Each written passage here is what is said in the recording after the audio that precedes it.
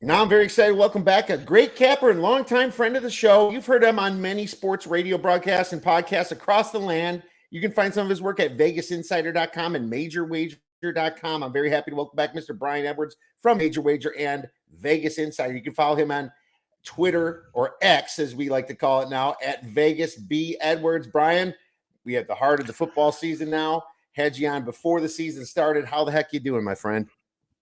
Doing well. No complaints, except for your Badgers, who I've got a pretty substantial investment on to win the Big Ten West. Now, just for giggles and as a slight hedge, I did put just a touch on Iowa on the money line last week, just because I knew y'all would basically clinch it with a win. But yeah, no, I'm going to lose on that, I think, unless Iowa falls apart, which is very possible. They lost But other everybody. than that, I'm good. Iowa might not get 50 yards passing a game now that they lost their second tight end after today. And I think a sprinkle on Minnesota's money line wouldn't be the worst idea coming up this weekend. But yeah, I mean, I try to warn everybody the Badgers aren't quite ready, and I didn't put any money on them to win the Big Ten West. And it's just a situation with just too much change going on. And Mordecai was okay, but that defense is not as good as it was with Leonard. And I almost didn't put this damn profile picture on the background here, the Wisconsin Camp Randall, because I'm so pissed at him for losing that game, because, you know, we still kind of control our own destiny in theory. Not saying we would have won against the Big Three, but, you know, Wait, it's just still like right now? There, right? No, before. I said before last weekend. Oh, right. Last That's weekend. why I put a little bit on Iowa money line. Yeah. Yeah. Well, you know, I mean, I wish it was a bigger line. You know, I mean, the money line +8 was that +300 or something. Maybe you got a little sprinkle on. Not even. I think it was like 270 or 280. Yeah. I mean, it is what it is. I think Wisconsin could be a play-on team this week because that quarterback looked like crap, but he's a freshman coming in a weird situation. I think maybe they turn it around a little bit, but Illinois is real bad too. And they got their revenge last year against us. So that's going to be another interesting game. And yeah, it's like, what can you do? We can't get over the hump yet, but to be honest with you, I'm still optimistic on the hires. And, you know, it's oh, sure. Yeah. No, Fickle's going to be good, I think. We got all Big Ten. It's like my handicap for the game, and I don't know why I didn't bet Iowa. I did because if Wisconsin scored, you know, that maybe Iowa doesn't score the whole game. But like, it was 180-yard run. And the handicap was, it's going to be a field position game. They have the best punter in college sports. You know, he's better than NFL punters right now. You see that kid punt, it's ridiculous.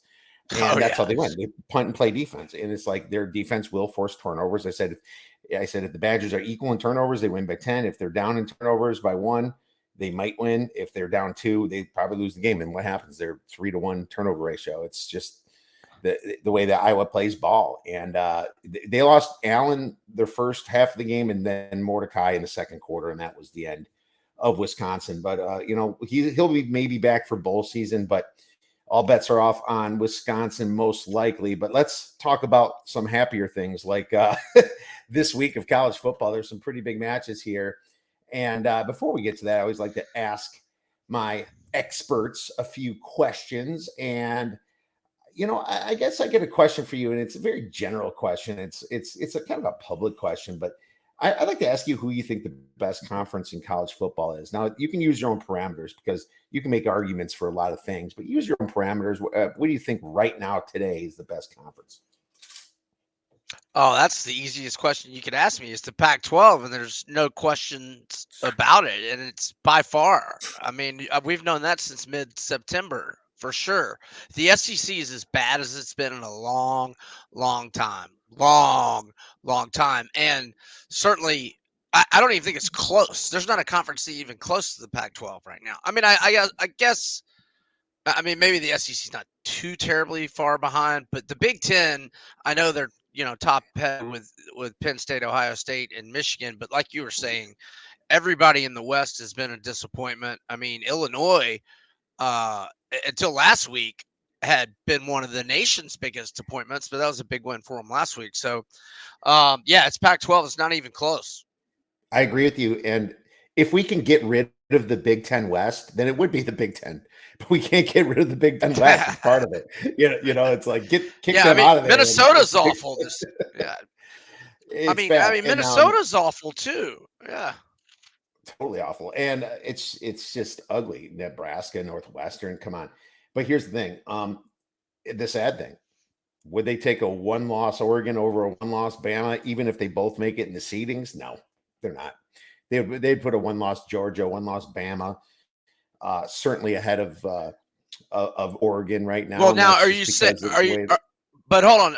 Are you saying a one-loss Bama or Georgia that wins the SEC championship against a one-loss Oregon that doesn't win the Pac-12 championship? Or no, Oregon would have to be the Pac-12 champ if they are only in one loss, right? I think so. I think they would, and I think both would easily get in. I think both would easily get in, right. along with I a suppose if big let's dog just from the say Big Ten. Michigan runs the table, Oklahoma runs the table. You have an unbeat Oklahoma, unbeat Michigan. Uh, Maybe you and have Georgia with and one then the loss, and Pac-12 and SEC. Bama beats Georgia with one loss. Yeah, I almost think they might take Georgia and Bama and just kick the Pac-12 off, just because that's the way they do things out there. But this is why we have a 12 game.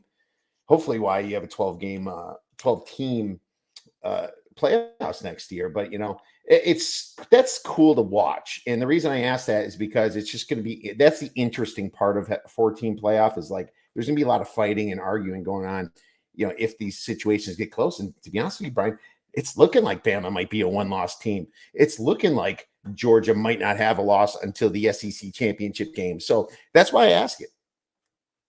Yeah. No, I get the question for sure. I'm just saying.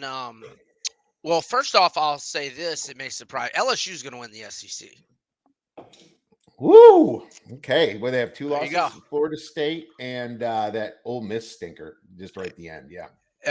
They control their own destiny in the SEC. Oh wait. Maybe Ole Miss needs to lose. Yeah, I guess Ole Miss needs to lose, but that's all that LSU needs. Yeah, Ole Miss needs to lose. I'd Just have to look at one of the losses is FSU non-conference. Okay. Do you have like a top 4 or 5 teams that you like to share? In what order? Yeah. So, to be honest, like there's really no separation in the top 5. I mean, it's just a little group of teams, and it's sort of like I mean, I write down Georgia 1 and Michigan 2 every week, but I feel so stupid about it every week because neither one of them impresses me at all. I mean, Georgia has impressed me one time, that pimp slap they gave Kentucky, but they lose points on that with the way Missouri went into Lexington and bashed them. So, and then Michigan just hasn't really played anybody yet. Let me see. I'll get to their page real quick. So they've I mean, who's the best team Michigan's played? Nobody. They have played Nobody. You know what? Nobody. UNLV's the best team they've played. UNLV's the best team they've played. That's sad. I mean, Rutgers. Shout out Barry Odom. You're doing a hell of a job. Barry Odom's doing a hell of a job. You can almost say that about Penn State. West Virginia is the best team they played, but it's still. But here's the thing: they're covering the spreads. At least Penn State is, and it makes it so they're going above the power rated expectations, right? So, even though Franklin likes to do that, we'll get into that game. But I have Michigan number 1. I have Texas number 2. And I'm just looking from a power perspective. I don't care if Texas lost to Oklahoma. They were like -3 in the turnover margin there. And it was that last drive, some kind of boneheaded coaching there. I think Texas is still a little bit better than Oklahoma. But I also have it very close too. I have Michigan, Texas, Ohio State, and Georgia. And then Florida State's and Oklahoma is kind of right under that. And Bama's like right under them. It's not far. And then Penn State, Oregon, Notre Dame, Washington. So I think the Pac-12 as a whole is much better than everybody else, just because I have teams like Washington State and Oregon State, and now Arizona creeping up. I have some of those teams ranked a little bit higher, but yeah, I'm not impressed with too much of the SEC. I guess maybe after a couple weeks it might straighten itself out. But USC's loss was definitely ugly to Notre Dame, and I was on Notre Dame, thank God, last week. Yes. So here was my top 10 last week, and I started to update it last night, and then I just got sidetracked because I had a bunch of live bets on Liberty. Oh dear. -2.5. And no, I saw the -2.5. I'm like, I hope you didn't take -7.5. No, I did -3.5 before I did the 2.5. I did the -3.5, and then I think that was when Middle Tennessee. Oh no, then I think Liberty tied at 28-28, and then Liberty got like that 70-yard touchdown pass on the screen. But anyhow, so this is what I had last week, and I don't know that anybody really messed their ranking up. But I'm being dead serious when I say that. Like, there's basically no separation from any of these teams. So Georgia 1, Michigan 2, Texas 3, Oklahoma 4, Alabama 5, Ohio State 6, Washington 7, Oregon 8, Penn State 9, FSU 10. I think Washington's better than Ohio State now, so that's who I would bump up. I'd probably bump Washington up Woohoo! ahead of Alabama as well. So let's see. So that would be Washington 5. I don't need to downgrade Oregon. Penn State's probably. I think them and Ohio State are about the same. And we'll find out this weekend. Although I'm it's a sure road will. game. I love FSU's offense. I think their defense sucks. I love LSU's offense. I think their defense sucks. Same thing with USC. I mean, none of these. There's not a team out there that doesn't have warts. And look, Oregon State can beat anybody, and I don't think anybody can go to Corvallis and win. And I guess we get to find out. I forget if it's Oregon or Washington that goes there in November. Here I go. We got Washington goes Washington. there November They're home for the Apple 18th. Cup against State, but they go to Oregon. They go to Corvallis, so that's difficult for Washington, and that's why Yeah. Washington's Oregon not going to should. win there. I don't think so either. I'll I don't be think all over I Oregon don't think State, I and don't think anybody's winning there. no, probably not. It's it's funny. It's a smaller stadium, but it's got one of the greatest home field, man. And it's really a shame that they couldn't find a conference just based upon media numbers. It's kind of sick to think about. It's just media numbers is what they're looking for. It's sad, and I would, as a Big Ten fan, welcome them in. I think if you're gonna have two super conferences, then what are you gonna what's stopping you? Just the media? I don't know. But that's me as a fan talking, not me as a businessman talking either. So I could be completely wrong Sure. about this whole thing. Well, hey man, real quick before we get into games, do you have a buy low or sell high team coming into week 7? Like, it doesn't have to be for this week's spread, but maybe it's one that's a little underrated, one that might be a little overrated that we can fade or bet on. Oh, that's a good question. Let's see.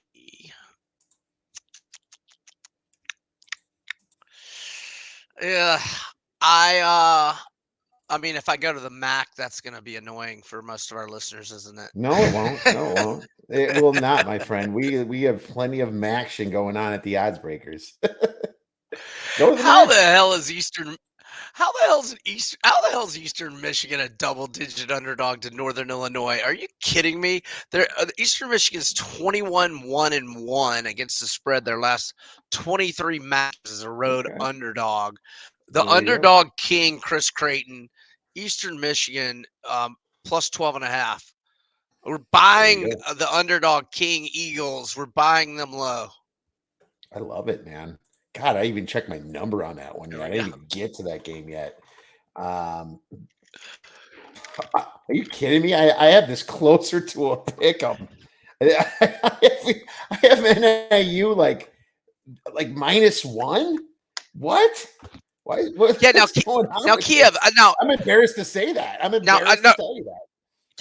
No. That's what you want. You want to have a double digit different. But now the thing is Chris Creighton doesn't talk injuries. Like Yeah. I don't think I've ever seen an Eastern Michigan player listed on an injury report in the last, because I've been betting them all the time for like 6 or 7 years now. And so it scares me. It makes me think somebody's hurt, is what it makes me think. And I think I do have one Eastern Michigan beat reporter on my Twitter following, and I think he tweets like twice a week. He's such a disappointment to me. Hit him up, man. Hit him up. Let's I've put hit him him on. up. He's Come never on. returned it. He's never replied. I'm done It's like, hitting him it's up. like these damn gambling addicts. The only thing I got is my Right. popularity right here because of Right. the situation with Chris Creighton not talking about injuries. It's like this dude gets probably like There it 50 is. texts a day, my friend, from us. Yep. People like Oh, hey us. man, I don't care how many injuries he has. This is freaking a big spread. I'll be on it. So no, there you go. Free pick off the Oh bat. No, yeah. I love it. Yeah, my stupid whatever. I gave out Arizona as underrated, and I haven't bet them since. They've been covering the spread, and I don't know why I haven't been betting them. I did that a few weeks back, and now I'm kind of looking for another one that might be a little bit underrated right now. And it's funny. I'd like to say Oregon State still, because I think they're just as good as some of the top teams here. And I think at home you bet them, and on the road you either stay away or fade. It's just one of those home road splits type teams. And I talked about your Gators about that. I said, except for last week, I said I'm not fading them last week, but I just looked at the Gators as, especially when they went to Kentucky. I'm like, this is a team that doesn't show up on the road, and there's a couple SEC teams like that, and we'll be getting into that. But I'll stick with Oregon State. I think they're tough, and they're going to tough it out the rest of the season. I think you'll find some value at home. Let's go. I was all over. Oh, sorry. I was real quick. I was all over the Gamecocks last week. I was fine with losing that money because I knew whatever I lost, I was just getting it right back with Oregon State. I knew that. I knew I had that sitting there waiting for me. And actually, I got because of the Gamecocks, I had loaded up on them so heavy that I was down big Saturday afternoon. But then I went 4-0 at night. I had the Missouri Kentucky over. I had Oregon State, and I had the home favorites Notre Dame and North Carolina. So nice. The night session did me really right last week.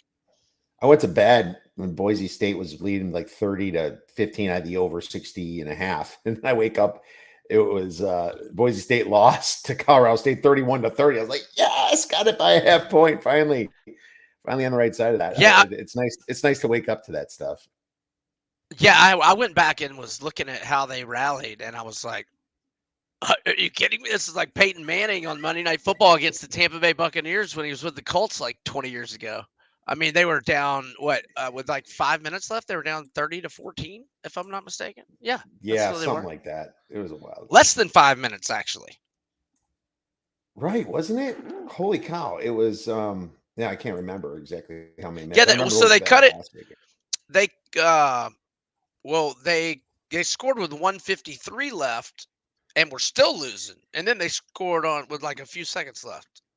Okay, so they must have had 3 timeouts and kicked it or got it onside. So I wish I could have went back and watched it. I didn't record that.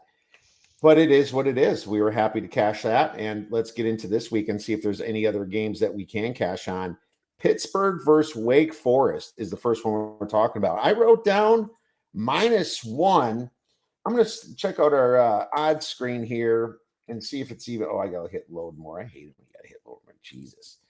And see where that spread is. I know it moved down a little bit for Mr. Wake Forest. And it's a game that I'm going to be on just based on the spot, my friend. I mean, a lot of people are metrics based. It's still -1 here at Betfred odds. Totals 45.5.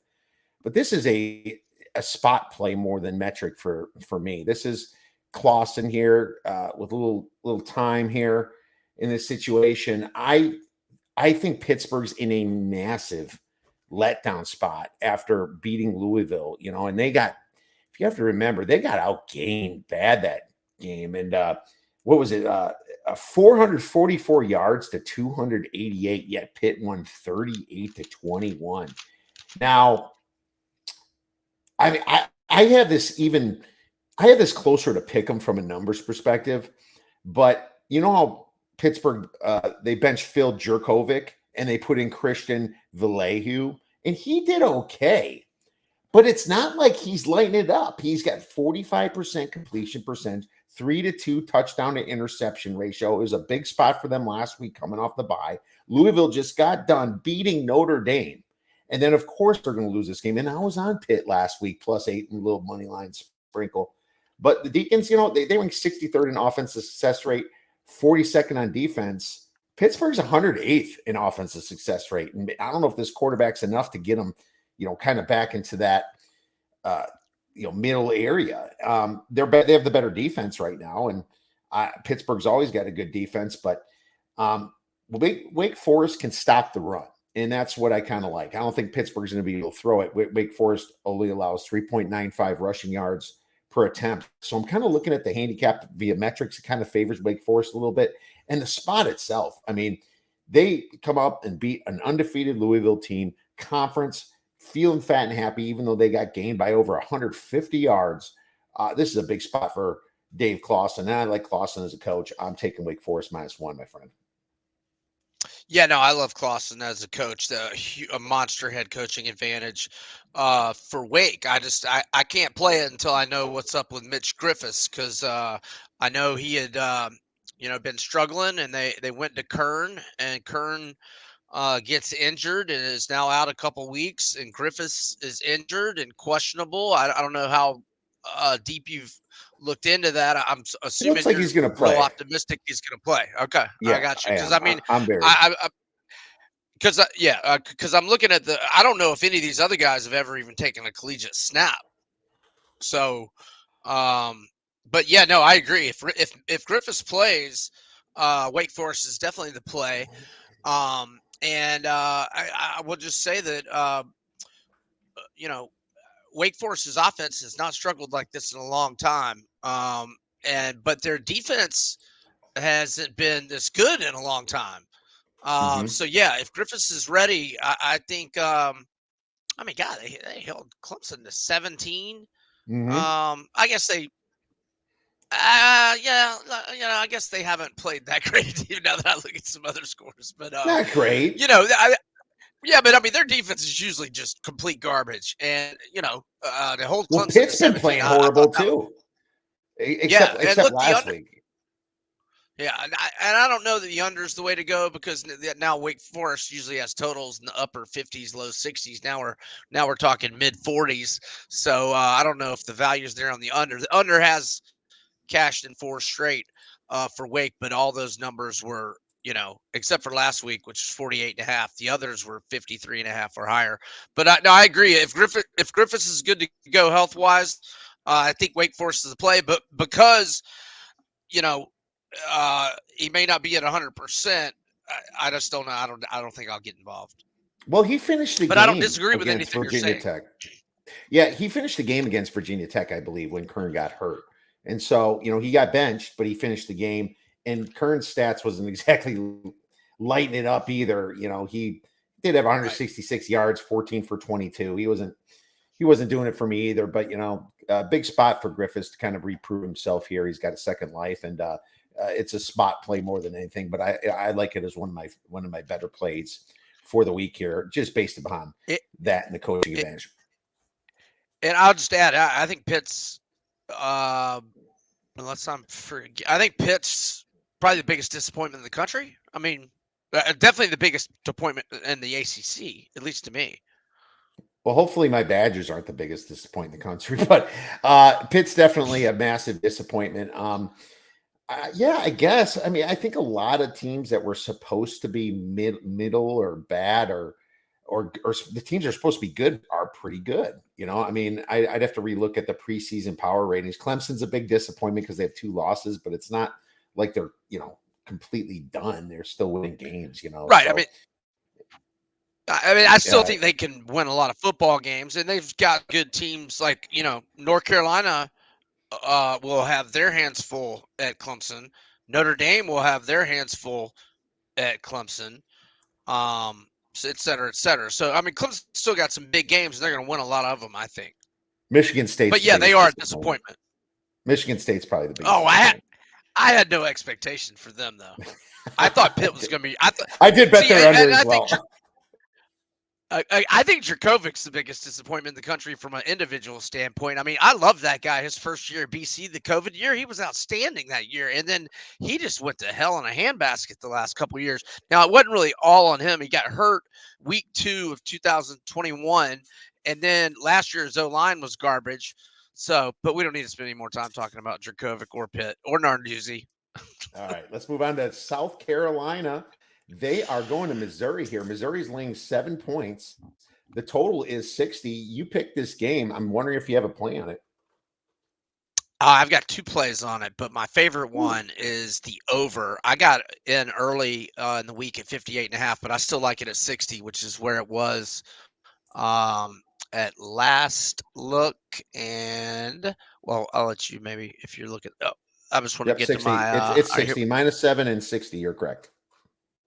Okay, cool. So I made it 64. The over 6-1 overall for Missouri, hitting in 5 straight games. The combined scores for Mizzou in their last 4 games have been 59, 88, 59, and 61. And their defense has been a disappointment to me, but their offense has been a big surprise. And their receiver group is big time. Brady Cook is one of the bigger surprises to me in the SEC. 71.0 completion percentage, 2,046 passing yards, 14-3 TDI&T ratio, 4 rushing touchdowns. Now, Luther Burden had his worst game by far, only 2 catches for 14 yards last week, but he still got 56 receptions, 808 yards, 5 touchdowns. I would still say he's a first-team All-American right now.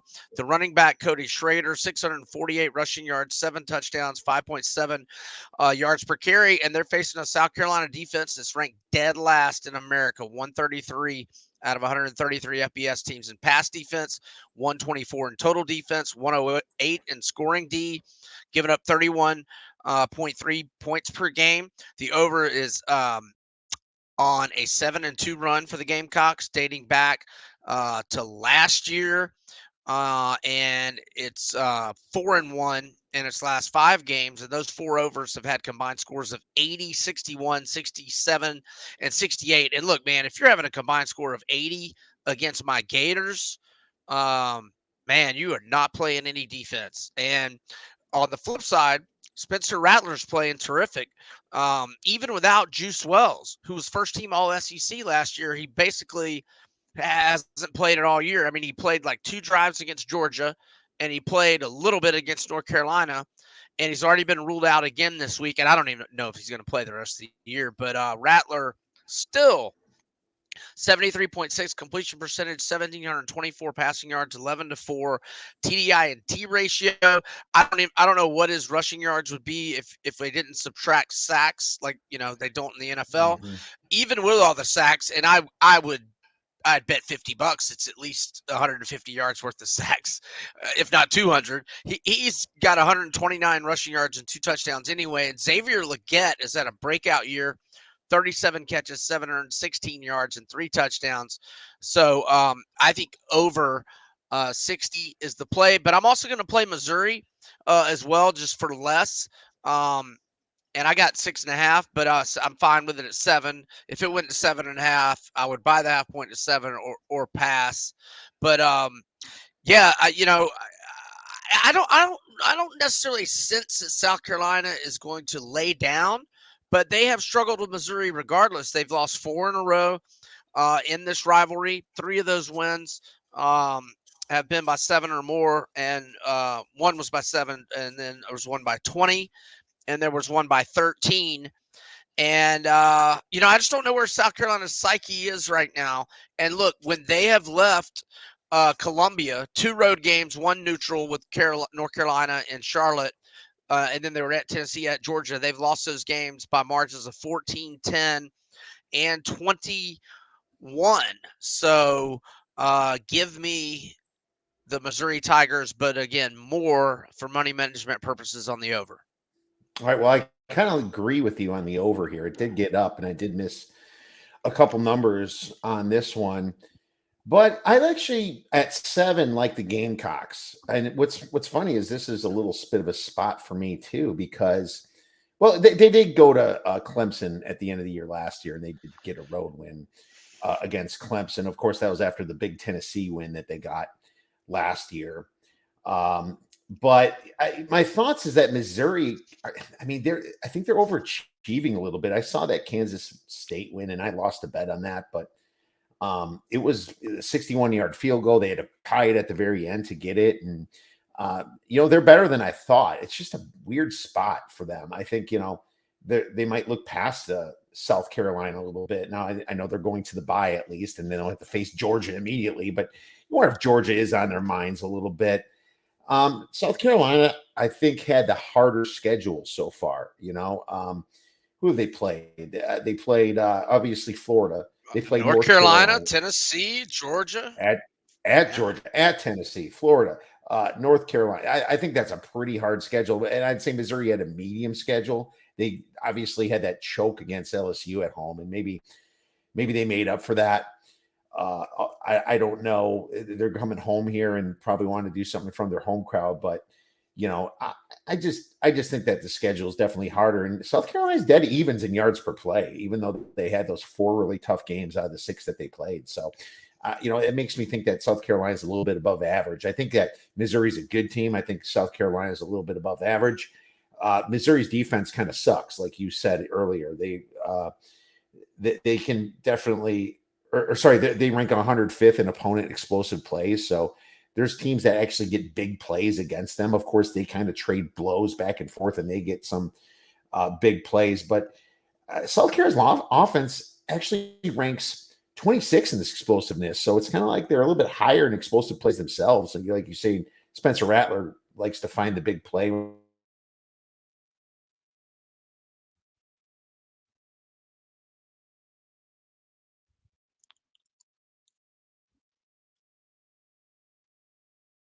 You're frozen for me, Kiev. I like the over as well, but I'll take the side at the +7, Brian. And I think we'll just have a little disagreement on that one. You back here? Not a hard, not a yeah. Oh yeah. You were frozen there for a minute. It's not a hard disagreement. South Carolina's been a play-on team for me all year. I had them against North Carolina. That was a loss. I had them against Mississippi State. That was a win. Had them against Tennessee. That was a loss. I had them last week. That was a loss. So wait, I've gone 1-3, but I've been back in their overs. I've had several of their overs for winners. So no, I get it. I mean, and look now they've found a running back. I mean, Mario Anderson has been he's the D2 transfer who's come alive these last 3 games. He's played extremely well. In fact, I had his stats jotted down on one of these pages. Yeah, here we go. He has the last 3 games. Yeah, 26 for 88 yards and a touchdown, 10 carries, 101 yards for a touchdown, 20 carries, 98 yards against the Gators, had a touchdown catch. So last 3 games, 56 carries, 287, 2 touchdowns. So now they found a running back. I love South Carolina's offense, and imagine how good it would be if Juice Wells was healthy. I just think their defense is absolute garbage, and I love Missouri's offense, and I just love their receivers going up against the worst pass defense. So I'm not implying it's going to be a blowout. I think it'll be a close game for a while, lots of points, but over the course of 60 minutes, I think Mizzou will pull away and win by 10-14. But yeah, nothing wrong with us disagreeing a little bit. All right, fair My enough, big my play is man. the over. All right, baby. Let's go over. And maybe it lands at 7. Who knows? Michigan State's +24.5. Total is 48. This is usually a big game, but Michigan State and Sparty is just so awful this year. And you know what's funny about this Mel Tucker? I was thinking about it. It's probably good that this happened to him, because now those lawsuits, he can say he said, she said. He's a terrible coach. And it would have been more and more obvious how bad he is if he stayed at Michigan State. And I can give a care what happens. There's lawsuits, and I don't get involved in all that. And we'll see what happens from that. And now D'Antonio's helping him out a little bit as a consultant. And they jumped Rutgers last week, but then they crapped the bed completely last week, and they barely covered that spread at the end. Thank God for them being boneheaded with their timeouts. Rutgers was at the 20 at first down, and they called all their timeouts before 2 minutes, and it just didn't do anything for them. And then all they did was take knees. Now, I'm not going to go through the stats. It's stupid. I mean, seriously, 2.5 net yards per play advantage. I know Michigan still hasn't played a lot of people, but it's ridiculous to go through the stats. They'll have a few fans there, but this is mostly Sparty territory. One thing I'm just going to say is that no matter how bad this matchup is for Sparty, you still have kids that are facing some kids that they played with in high school, they played against in high school, and they're taking this game seriously. They don't care who's coaching them. Just because of that, it makes me lean to Sparty the first half. And you get 13.5 right now. I'm going to watch this spread. If this goes to a 14, I might have to sprinkle a little bit on Sparty in the first half. That way you're going to get all they got. Maybe even look towards the first quarter if you can get a 7.5. But I still wouldn't be surprised if this thing is gone by the end of the first quarter and they're up 21-0 still. I mean, you're not going to be surprised, but it's just a spot where your in-state rivalry, one team just looks absolutely awful. Michigan's kind of been under the radar in I would say over the radar. They're not playing anybody and they're just beating them up, kind of like the Penn State phenomenon. But I'm going to give them a lean right now at 13.5. Do you have anything on this game? Not this game. I'll just say that Jimmy Sexton did his best work ever in hustling Sparty and making them think that LSU was interested in Mel Tucker and making them give him a $90 million contract. And look, when that's elite territory when I'm talking about Jimmy Sexton's best work as an agent. He's made a lot of people a lot of money. But no, that was his Picasso, if you will. That was the greatest work he's ever done. And Mel Tucker should be thanking him forever and always, even if he doesn't win his lawsuit and all that. The money he's already collected. Yeah, for sure. That was the biggest robbery since. Let me think. Who's a bad contract? What's his name on the Washington Nationals? Since that contract with that pitcher there, I forgot his name offhand, but yeah, he hasn't even pitched really since he's gotten paid $253 million. Strasburg, that's it. Strasburg. Yeah, that was pretty bad. Man, I've been out of baseball for 10 years and I knew that. Yeah, there you go. All right, well, let's move on to another game that you picked. Clemson versus Miami. This is now down to 3. The total is 48.5 from this open 3, and then it went to 4, and then went back to 3. So I'm thinking there might be some disagreement between me and you on it, but I'm gonna let you go first and see if we line up or disagree. Well, look, on the side, I would lean Miami, but I can't trust Cristobal, and I don't want to root for those dirtbags, so I'm not gonna. But I do like the over, as long as it's 49 or fewer. A little while, like an hour ago, there were 48.5s out there. So the over's 3-2 overall for the Canes. 74 combined with the North Carolina game last week. 81 combined. In the A&M game, Van Dyke throws for 391 and 4 touchdowns, albeit with 2 picks against the Tar Heels last week. But he's having a good bounce back year. 70.5 completion percentage, 1,721 passing yards, 16-6 TDINT ratio. He's got 2 really good receivers, and Restrepo and Jacoby George. The Canes are number 7 nationally in total offense, number 14 in passing yards, number 13 in scoring, 37.7. Now, I know they've had some lower scoring games, but that was, mainly against, G5 and FCS competition, as, they played Bethune-Cookman, they played Miami of Ohio, they played Temple.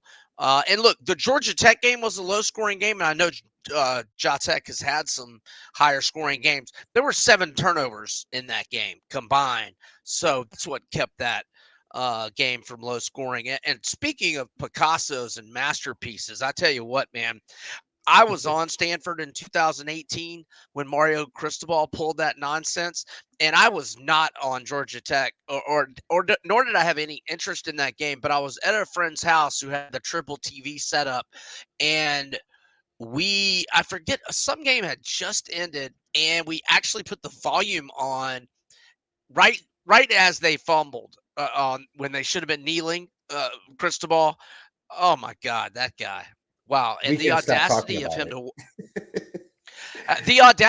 it. to walk into that press conference and to not immediately say, "This one's on me," and alleviate all his players from wrongdoing immediately shows what a moron and a coward that guy is. And like, he had the audacity to mention 2 hands and ball security about the running back fumbling. Like, why is the running back fumbling? Because you've got him running the ball when you should be taking a knee. Victory formation is the goal of the game. That's the formation you want to be in. victory formation. Am I wrong? So anyhow, I like the over. That I just had to It, comment on that. it was inexplicable and the biggest boneheaded moment that I've seen in a very long time. And I've seen a lot of boneheaded moments, but he did it before when he was at Oregon too. It's like, Yeah, I had you, if Stanford you, if that game. you I had it. yeah, if you have the win, you take a knee. Like, come on. Yeah, I mean, there's no stat worth a one score. Now, if you're up by 9 or more, I guess maybe, but still no. I don't care. You don't know right. because they can onside kick. You just don't do it. So not even maybe. So as dumb as this guy is, let's go and bet on him. Well, I tell you, I do lean. I lean Miami. I just don't want to root for those dirtbags. And if I Mario Cristobal costs me a win, I would just hate myself, and I'm not I'm not going watching to this allow that game. to happen. I'm gonna follow this game on my phone while I'm watching 3 other games. But Miami's defense is just a little bit under Clemson right now. You've seen it in action. Um, maybe it's I mean they stopped A&M really good, and they've played some easy teams, but I think Clemson's played like Charleston Southern and some pretty FAU and some other easy teams themselves. And Clemson's got a great defense, but um, they don't have an offense, in my opinion. They don't have the T. Higgins and the Trevor Lawrences and Deshaun Watsons that they did in the past. DeAndre Hopkins, guys like that. And Miami lost that game to 4 turnovers last week to 0 with North Carolina. I mean, that's what happens to road teams most likely. But they almost equaled North Carolina in yards, 480 to 500. They lost it in the third quarter, being outscored 21-0. Then they outscored North Carolina in the fourth quarter. Miami's offense averages 7.33 yards per play, ranking 7th in the nation. Clemson is at 5.74, ranking in the middle. Tyler Van Dyke ranks 10th in QBR to Cade Klubnik, ranking 59th. Van Dyke was banged up a little bit, and this is why it went to 4. And I was pissed. I took the early number at 3. I'm like, how's this going on here? And it's obvious they should play in now. I think this thing closes at 2.5, but Miami's got some playmakers. This shouldn't be a home dog at +3. I have this game at pick 'em myself. I'm taking the 3 for 2.5 stars, my man. And I'm not a big fan of Cristobal, but I mean, after what happened, he has to clean some things up. Yeah, and somebody just needs to tell him every game you go into a game with the one goal of being in victory formation at some point. So why not just when it's time to get in victory formation? Get in victory formation, homeboy. No, Mhm. that's all I Army got on that. LSU. That's fine. Army LSU -30, total Yeah, 58. yeah, no, This is an interesting game to pick. Here's all I'm going to say. You have the floor, my man. This is just a weird game to me. But if this was college basketball, I'd be all over Army because this is that situation dead in the middle of conference play. A team's thinking about winning their conference, and a team's thinking about winning their, getting in the playoffs or getting their seed, whatever. And obviously in the NCAA tournament, I'd be all over Army in this position. But right now it's just weird because it's football and LSU has 2 losses, and you might have something better than I do on it. well, it's just an automatic play on the over until over loses for LSU. So the over is 7-0 for LSU this year. It's on an 11-0 run dating back to the last 4 games of last season, and it's on a 15-1 roll in LSU's last 16 games. And the only under in this 16 game stretch for LSU was at Arkansas last year when it was like 12 degrees with wind in the Ozarks, and KJ Jefferson was out with an injury. So LSU's combined scores this year have been 69, 82, 55, which is the outlier and would, be an under with this line. But then 65, 104, 88, and 60. And the 55, the lowest scoring game, was when they won 41-14 at Mississippi State. They were up 34-7 with 3.5 minutes left in the third quarter, and they just hit the brakes offensively. They were just trying to kill clock and get on the airplane without any injuries. And so that's why that game only had 55, or else it would have had more. Mhm. LSU's second in the nation in total offense, third in scoring. They're averaging 45.3 points per game.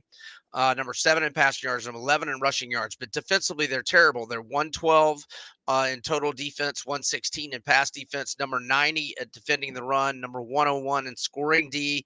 Their games are averaging combined scores of 75.6 points per game. I won't bore you with Jaden Daniels' stats, but they are nasty. So are Logan Diggs' stats. He's third in the SEC in rushing yards. Malik Neighbors leads the nation in receiving yards. Now, Army's 20th in the nation in rushing yards. I am a slight concern because Army's quarterback got a little banged up last week, but there was a report yesterday that he's progressing and is hopeful to play. And they do have their best receiver is listed as questionable as well. But again, this is just an automatic play. Let's see, how many of LSU's overs have I had this year? I had it against the Knowles. I I can't remember if I had it against Arkansas. I had it against Ole Miss, had it against Missouri, and I did not have it last week because I did not trust Auburn's offense. So I think I'm at least 3-0 on it this year, maybe 4-0. I can't remember if I had it against Arkansas or not. But anyhow, yeah, and this is no, it's not their lowest total of the year, but it's one of the lower totals of the year for them. Well, it's funny. So I'm not even over. sure if their defense can stop Army. So there you go. I mean, No, I know. Army's also 1 week. has sneaky passes. They can pass the ball a little bit now. So Yeah, I find that and interesting. that's why I looked at that the receiver that's questionable. I looked at his stats. I was like, man, he had a lot of receiving yards for Army in mid-October. So, yeah, no, I think only a week to prepare for this type of offense, and yeah, but I mean, I think LSU. I didn't even look at their team total, but I think they obviously get most of it. But yeah, I like it over. All right, my man. Well, let's get into some of the big dogs then. We have Tennessee versus Alabama, and Alabama's laying 8.5 points. Total is 49. I'll go first. I'm gonna play Alabama, and I'm playing because of a few different reasons. For one, I think that Tennessee has had a very easy strength of schedule. This is only their second true road game. Their first, they got demolished by a Florida Gators team with a quarterback that you and I are both quite familiar with. And, it's the same thing. It's almost the same handicap as I said when I was talking about Florida, Tennessee. Florida's a home team. Tennessee is a home team. Both teams stink on the road. And don't think that Nick Saban has not been thinking about this revenge game for a year now. As a matter of fact, in some of his interviews, you can see a Tennessee logo sitting on his desk in this situation. Tennessee, metrically, looks like this should be close to pick them. They have a net yard per play advantage of 0.4. Alabama's numbers, though, are a little skewed from that doghouse Jalen Milroe game when he was in the doghouse against a rainy University of South Florida game. That was just an ugly game. I was watching it. I was hoping for an upset personally, but either Sure, way, of course you were. I Me mean, too. you could tell, and they were ahead by they were beating Arkansas that first half, and you can tell they started looking a little ahead, in my opinion, to this Tennessee game. I think this team's just been itching to play Tennessee in Milroe or Joe Milton. I mean to say on the road is just a possible train wreck. You know what's funny about Tennessee? Last year they were number 1 in explosive plays. This year they're 107th in explosive plays. Are they really? 107th in offensive explosiveness this year. And I have a stat. I can pull it up and share it here. It's pulled right from CFB data. But I think that Saban could wipe the floor with the Vols this week. I think this is the game they've been waiting on. Texas A&M got beat, believe it or not, on the ground because they're trying to cover the receivers, and somehow Tennessee was able to run the ball. But Alabama has one of the best run Ds, allowing only 3 yards per rush, ranking 9th in defensive rushing success rate. So they're not going to be able to move the ball. And I don't believe Joe Milton's going to be able to throw the ball. I think Alabama's defense has been keeping it in. Milroe's going to get a little confidence this game. What's wrong with taking Bama single digits, my man, over the last 10 years of what we've seen? Nothing, in my opinion. I'm taking a -8.5 for 2.5 stars. I hear you. So I made the number 7. Oh, and by the way, the number was on the move a little while ago. Yeah, there's some books at 9. Caesars was 9.5 a couple hours ago, but it's back to 9. Um, yeah, look, I'm not saying I'm playing Tennessee. I'm not saying that by any means. Just based on my numbers, I would slightly lean that way. But again, like you were saying, I think It's Tennessee. 8.5 at Betfred here, 8.5 and 48.5. So Okay, yeah. So I mean, I think your comments on the home away dichotomy for the Gators and the Vols is dead spot on. So yeah, I don't know that I'll be on this game. And I think the total's a good number as well. Where I would maybe get involved if you know if an in game opportunity presents itself and Tennessee doesn't appear rattled and Milton is not like making mistakes and a plus 14ish would pop second quarter or so if Alabama's up 7 or so. I mean, maybe I would think about that. In other words, I don't think I can get to the window on the Tennessee unless I'm getting double digits, and maybe an in-game opportunity where you're getting 14. Now, on the flip side of that, if Tennessee were to get off to the good start and I could get Alabama at like -3 or fewer, like I did with Liberty last night, -2.5 live, I would be all about that. So I'm probably going to be looking to bet this one live if something appeals to me. But based on my numbers, I guess a slight lean to Tennessee, but I don't trust Tennessee on the road. But I don't trust this Alabama team either. I had them against Texas. That was obviously a dud. And then I had Ole Miss against them, and I lost that. And then I have passed on them 3 weeks in a row. So let's see. Yeah, I'm 0-2 on Alabama games this year. And let me tell you something. That is not normal. I usually crush Alabama games, yeah. but it has not been good to me this year, and I don't have a great feel on this one. All right, my man. Well, let's move on to maybe the biggest game. Oh, yeah, it is the biggest game of the weekend. Penn State versus Ohio State. And Ohio State is +4, total 46.5. Both teams are undefeated. You know what's really funny is looking at these totals. I mean, what would this Alabama Tennessee total was in the high 60s, 70s. Now it's at 48.5. And you have Penn State, Ohio State. It looks like an NFL total at 46.5.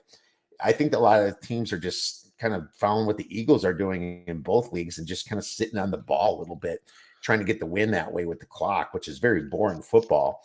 But it is what it is, and that's why the unders have been hot, especially in the NFL. But we got a low total here in Ohio State's +4. But I'm playing this game like I always do, Brian.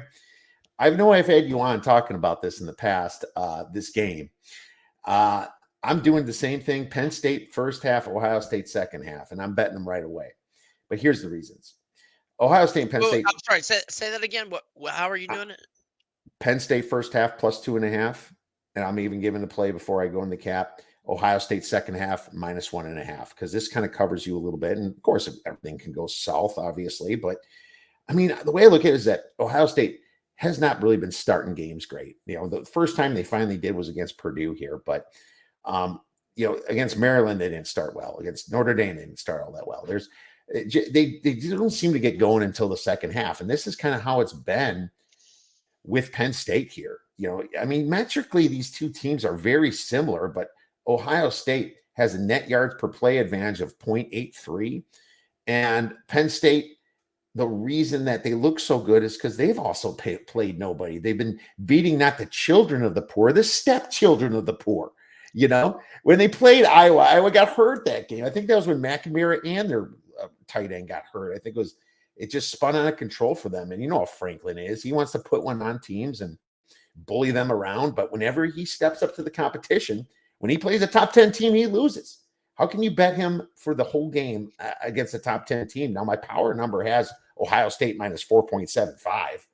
I'm still higher on my power ratings. If I wasn't, then I would have Ohio State minus 3 if I was equal. I have Ohio State favored here. But I just think it's a great spot to play it this way because if I'm right about this, you're not only going to get the plus 2.5. If they're tied at halftime, you win, right? If they're tied, there's no ties at the end of the game. You get plus 2.5. Let's say Penn State's up by a touchdown. Ohio State's going to be laying minus 6.5 in the second half. Right now, you can bet Ohio State second half minus 1.5. So you don't have to worry about that. And if you think Ohio State's going to win anyway, you assume that maybe they're going to outscore Penn State in the second half anyway. So I like taking it now. Like plenty of books offer the second half bet at DraftKings, at FanDuel, at many books. So I just think that Penn State is a better starter, and they'll kind of get things going. And Ohio State kind of feels things out a little bit.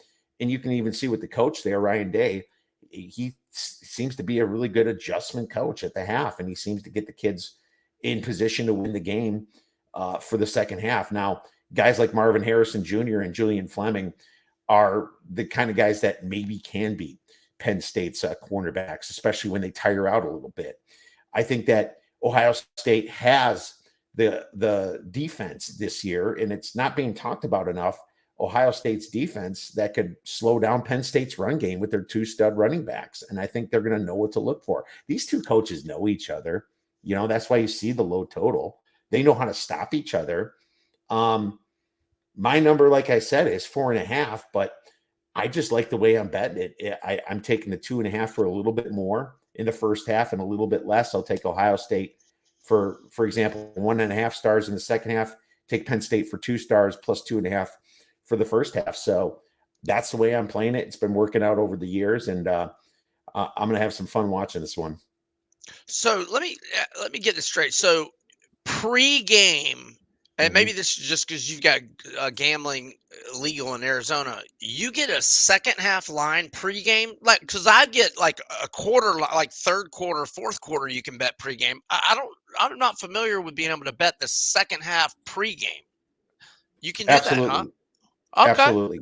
I don't have that option. I've never even, I didn't, yeah. I mean, obviously, I bet a lot of second halves at halftime, like during halftime. But yeah, no, I didn't know. I don't have that option. I've got 3 different accounts, and I feel like they offer a Let me share my slew of. screen. Let me Yeah, share yeah, my yeah, screen. yeah, yeah, yeah. Now, unfortunately, I did bet this, and I don't know why they changed it. Well, who knows? Ohio State's now plus money minus 3.5 in the second half. So Oh, okay, I got okay. a pretty good line there, I guess. I would take Ohio State minus 2.5 in the second half. So just like I And got they're 1.5. plus 3.5 in the second half. Yeah, Penn State's plus 3. Penn State is plus 2.5 minus 108. I got it at minus 102 on DraftKings earlier, and earlier today I took them at minus 1.5 for minus 110. So now this moved up, and they now I don't know. Maybe I have enough followers, buddy, but Penn State doesn't. Ohio State, the DraftKings didn't like that so much, so they moved it to 3.5 plus 102. But this will move around, and you can get it out of their books. But you can see, you can bet the spread of the second half Okay. right now here at DraftKings and other books, and that's the way I love playing this game. Right now, I would find a 2.5 or less personally, just because 3 points are kind of key. And you don't have to win the game by 3. You have to win the second half by the 1.5 or 2.5 that you bet, right? So Sure. Penn State's up by 3. The live number on the second half is going to be Ohio State minus 5.5 because the spread's 4.5 already. So you know that the second half is not going to be as good if Penn State's winning. If it's even, I'm guessing Ohio State would be minus 3, for example, win by 3 points because it's such a key number.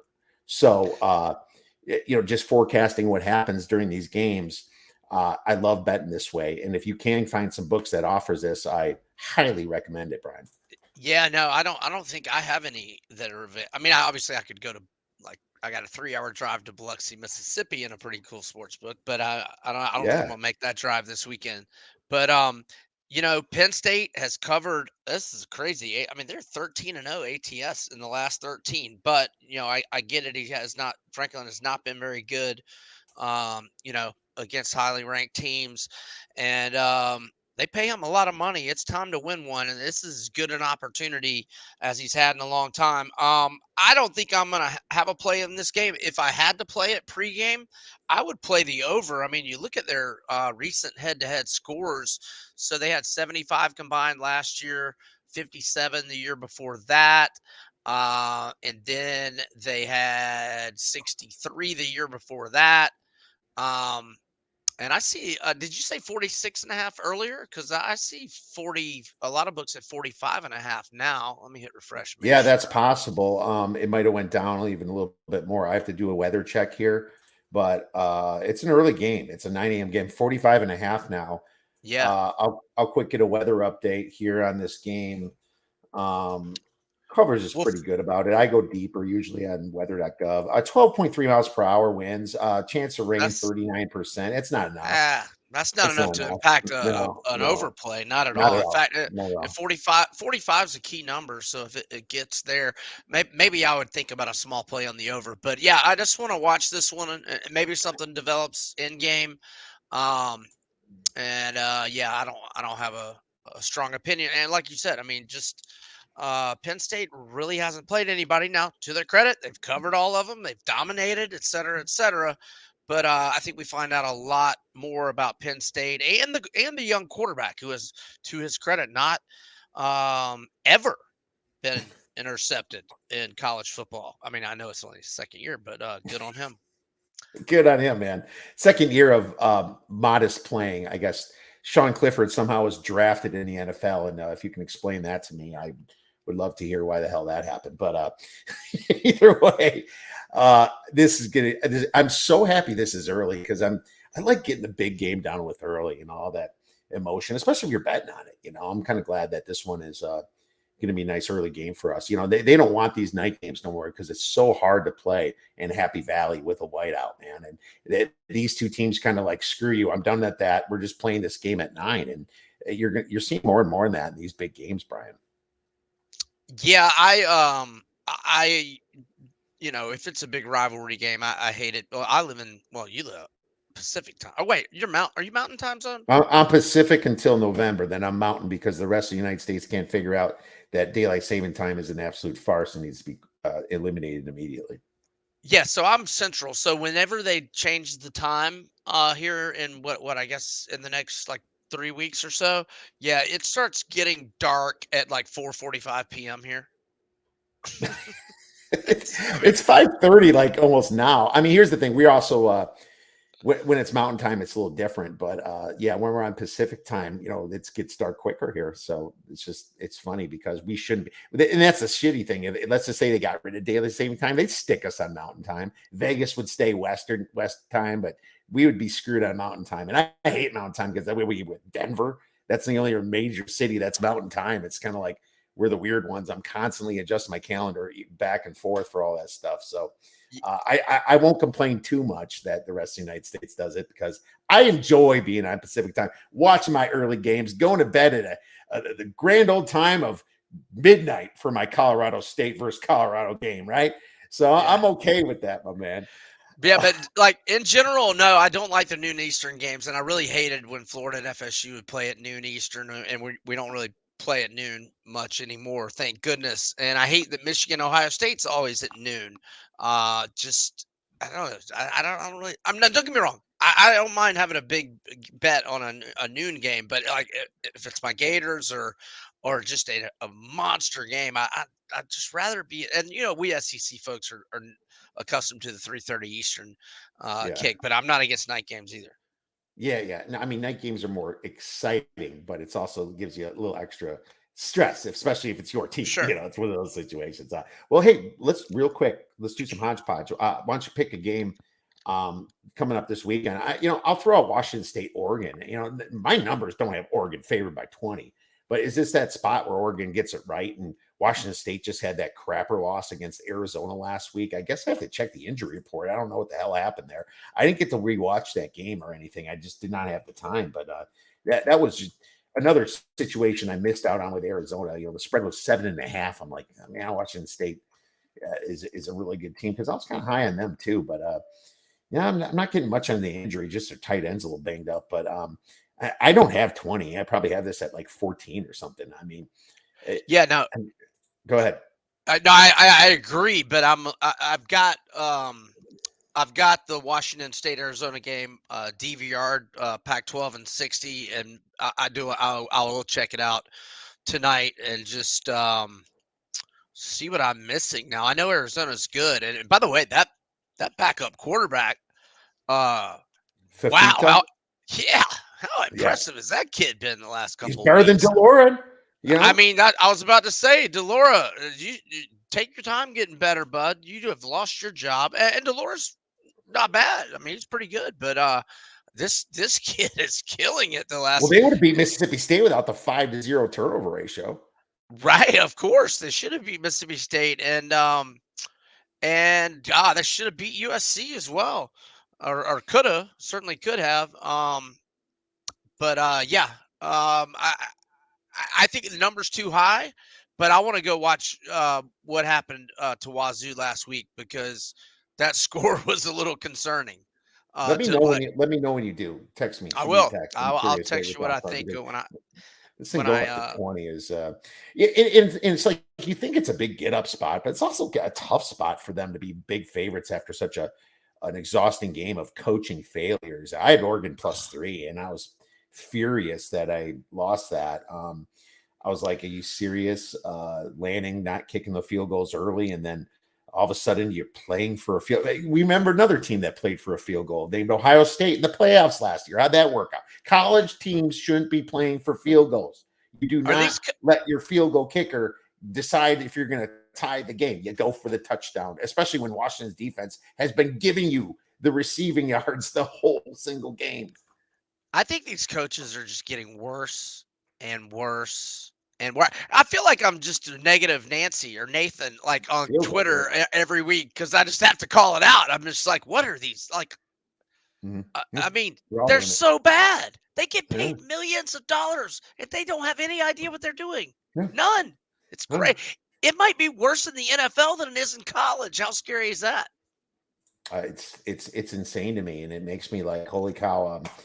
The interview process must be quite simple in some of these situations. If you some of these jokers are getting job. Look at the Bears defensive coordinator. I don't even know if he did anything all summer, and he abruptly quits. And there's weird allegations and teams lying about it constantly, lying to our faces. They've always lied to us, the Bears organization. But I mean, this is just absolutely insane to me. I don't know how this happens. No, So, well, did you tell me to throw out another game? Which yeah, I yeah. thought Why was don't you throw out one more, and then I'll can ask you quickly about UFC. can I go NFL with the one I'm throwing out? Yeah, throw it out. Yeah, let's go. Well, actually, I'll just go two, but I'll keep it real quick. So let's go under 40 on Saints Jags, and it doesn't matter to me if I mean, obviously Trevor doesn't play, all the better. But the unders on a 12-0 run for New Orleans, 15-1 in its last 16. Their six combined scores this year: 33, 34, 35 twice, 37 and 31. And then the combined scores from the last six of last year to get it to 12-0 were 17, 30, 27, 39, 33, and 13.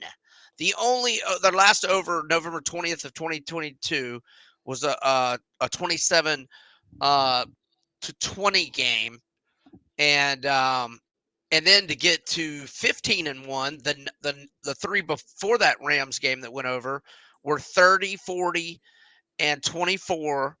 And yeah, so I'm on the under there. And the Saints have got some Issues. O line injuries. Oh yeah, Ramchek's yeah, out. Ramchek's out, dude. It was just reported about an hour ago that Ramchek is out. I yep. think Lawrence plays, but it's not the greatest spot for the Jaguars. It's a bad spot for the Jaguars. Oh Also yeah. Hurst is out. They said here, as well. So I got to look into that. But yeah, Ramchek's their best player. And then and Andrews Pete, another starter on New Orleans O line, is questionable, so we'll see on him. But the other player is going to be Tampa Bay -3 against the Falcons. The Falcons have left Atlanta twice this year, and lost by 14 both times. And Atlanta is 0-5 ATS last 5. And I know Baker Mayfield's a little banged up, but I got no problem with that. My man Kyle Trask, and that's not just my Gatorness. I think Kyle Trask is ready to ball out. He's been ready to ball out his whole life. Every time they give him a chance, he just balls out. That's all You he think he's going to does. play? Is he going to play? Well, I just saw Mayfield's questionable, so I mean, I don't know. It's his hand. It's a hand injury. I think it's his throwing hand. No, I'm not saying No, he's. I'm not. it's his left non-throwing hand contusion, but Oh, okay. there's always an excuse for this guy if he has a bad game, in my opinion. I don't know. I wonder. I drafted Trask in the Dynasty Fantasy draft like a couple years ago, and he hasn't gotten anywhere. And I finally dropped him just because I'm like, you're gonna let Baker Mayfield beat you out. Then you played in the NFL for 2 years, forget about it. I had to drop him, but I'm wondering why he hasn't won the job. Well, I mean, I'm wondering the same thing. I thought he played great in the preseason. Every time they were showing film on Twitter of them throwing practice throws, Trask's throws were a lot better. I think they made a decision. Well, first off, Todd Bowles is an idiot, but second off, I think they had it in their mind. Let's go with a veteran because he'll be easier to yank if it doesn't go well. Whereas if you yank Trask, but whatever the case, if Trask gets in, I think he'll play well. But more than anything, we're just fading the Falcons. Arthur Smith is the worst coach in the NFL. I mean, last week Atlanta had where is it in my right? Oh, here it is. 402 to 193 advantage in total offense, 25 to 13 advantage in first downs. And this idiot goes for it when they cut it to 8. And these analytic people drive me crazy. I'm just like, hey, I got all your analytics between my ears. And guess what? You're still wrong. Anyway, I'm anyway, pissed. I was on the Falcons last week, and they outgained by over double the yards, and they don't yeah. even sniff the money line I had. Oh, What the God, hell was that? I am very upset with that. Now I don't let my emotions control my bets for the next week. I have to remember that the reasons why I did bet on them. But well, don't bet the Falcons this week. I'm not. I was Okay, looking. good. I was looking towards Tampa Bay, but I mean Baker looked awful too, and I don't. It was unexplainable. He was just missing his guys by 10 yards. I was like, Baker Evans, you was wide open. Godwin was wide open. What are you doing, dude? It's like you can easily get back in this game and cover my freaking spread, buddy. I think I had 3.5. I mean, it was just oh no, I think I teased him too. It was just a bad game for me. And it was just unexplainable how bad this guy was last week. Oh yeah, Baker. I had some live bets on the Falcons that plus 4.5, plus 6. Yeah. Lost those. Yeah, for Arthur sure. Well, Smith's hey, so bad. I can't wait for him to get fired, but I'm not confident it'll be anytime soon because he is committing coaching malpractice by not getting Kyle Pitts 12 to 15 targets per oh, game. It's utter insanity. I hear that from you every week, my man, and I agree with you. But it's one of those things that he was a Gator, and you love him, and I agree he's better than Jonnu. It's like, why are you focusing on Jonnu? Get it to Pitts. He's big. He can't miss. He's fast. Get the ball to Pitts. What are you doing? And He's you got unstoppable if you throw it to him. And when you want to if you want to force feed him, like Georgia's been doing Bowers before the injury, which that's why I don't like Georgia, but I think Carson Beck is an absolute stud because at crunch time he just force feeds that guy. If you're gonna force feed him, Desmond Ridder, throw it high. He will go up and get it. Like whenever he throws it to him in double coverage, he's like throwing like sinker balls into the dirt. I'm just like, God, he will go up over any DB in the league, period. End of story. And that's it. Just throw it up. Yeah, Anyway. throw it up. Grab it. Jeez. All right. Well, hey, real quick, we got a minute. Any UFC 294 thoughts? I mean, this event turned into like from kind of like to like one of the greatest because you have Usman now fighting Khamzat, and now you have the rematch with Volkanovski versus Islam. Man, I mean, it's like, are you serious? And this is early, buddy. The fight started at 7 a.m. The main card starts at 10 a.m. Pacific time. 1 o'clock Eastern, 12 Central. I mean, nice little wake up call, my friend. Yeah, no doubt. So I'm fired up. I still want to go watch a bunch of the media stuff, which started at like 1 a.m. or my time last night, and I was about to watch some of it. I was like, no, come on, I gotta go to bed. But I still need to. I haven't decided on any plays. All I'll say is that I'm way more excited about the new fights than the previous matchups. Way more excited, and that just hat tip and thumbs up to all four guys for taking these matchups, one on Yeah. 11 days notice, another on 10. Now, I think Volkanovski's got a much better chance to pull the upset. I take that back. I saw a lot. I haven't bet it yet, but I saw a lot. I might put a little bit on, not a lot, but maybe just a little baby play on Volk at plus 500 to win by decision. I do think that one goes the distance, but I don't know that In the Abu odd Dhabi, and that's the problem. You know what's in Abu Dhabi? It's the same religion that the two Hamza or Kamsa Shemaya. Yeah, and Islam. It's like, sure. and that worries me. And here's the thing. I think these are the two opponents that are the best equipped to beat them, even though it's technically in the higher weight class, not the welterweight, but the middleweight for both of these guys, because Usman and Kamza just got too strong and he can't make middleweight no more, or can't make Yeah, welterweight no more, right? So he's a right. middleweight guy now. And Usman comes off the couch. He's middleweight right now. And I just feel like Strickland and Izzy would be beaten by at least Kamzat and maybe Usman as well. It's like, I just think that I would have bet Kamzat versus Strickland. I would have bet Kamzat versus Izzy. But man, this Usman scares me a little bit because he's a tough MFer and he knows how to hold people against the cage. But is he as strong as Kamzat? I don't know. And that's why Kamzat's a massive favorite here. But what are you doing being this big of a massive favorite when there's 3 rounds of decision? It's like it's 3 rounds.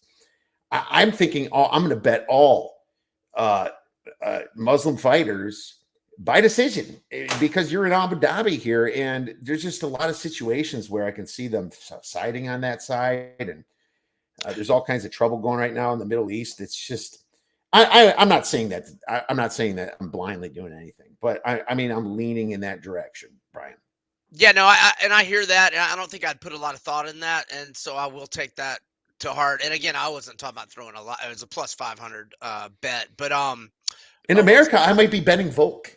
I mean, right? seriously. Yeah, yeah. No, I think there's probably is something to what you're talking about. Like I don't bet anything by decision when they have fights in Texas. But the last thing I'll say on Chimaev, um, I think he's eventually going to be the light heavyweight champion too.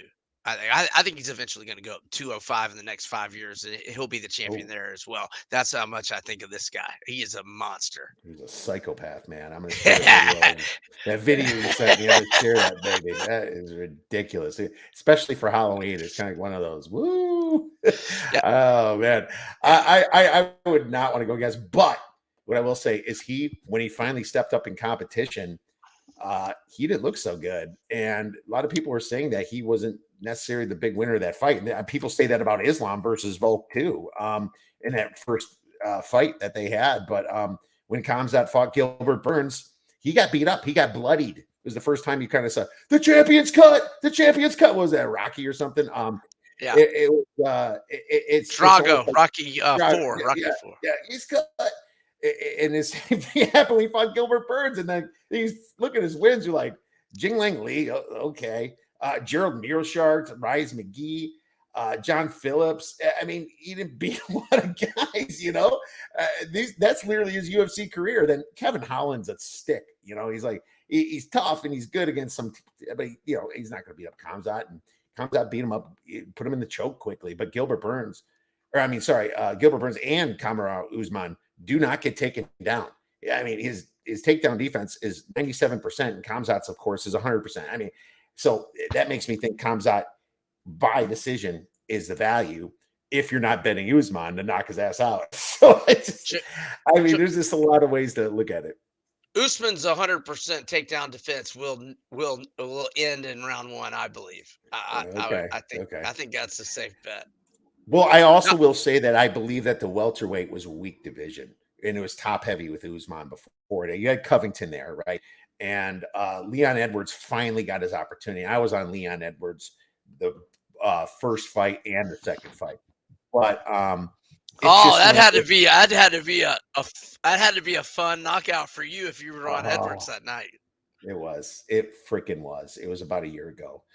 That first one, and the next one went to a majority decision, really. And that was actually in England too. So I mean, we can go on for a while talking about it, but this is gonna be exciting, Brian, and I'm excited to. After this podcast is over, I'm gonna dig deep into the UFC, my friend.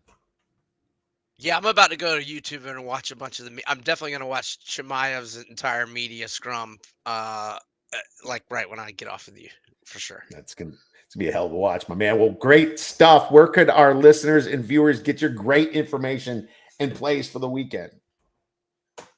Well, you've already mentioned it. So my picks are at vegasinsider.com. My Twitter right there at Vegas B Edwards. Now I do have a new gig I'm doing. I'm now an analyst for this company called Southeastern 14. It's basically just a YouTube channel, and I do a gambling show with my buddy Jay Greason every Thursday. It's called Bets and Ball Games with Edwards and Greason. It should be out sometime tomorrow night, if not first thing Friday morning. And we break down all the SEC games, and I give our non-SEC picks, and they can find that at Southeastern 14's YouTube channel, or they can follow on Twitter at 14 Southeastern. It's daily SEC football and basketball content. Not that I do baseball, but even some college baseball in the late spring and early summer. So once again, Kiev, man, enjoyed it. Thanks so much for having me, and I hope good luck this weekend. I hope we both kill it. It should be a great weekend, especially with that sweet UFC card. Oh, it's gonna be a fun weekend, Brian. I hope you kill it as well. Let's do it. Make sure you guys check out Brian at Vegas B Edwards. We'll be texting Brian. All right, buddy. Have a good one.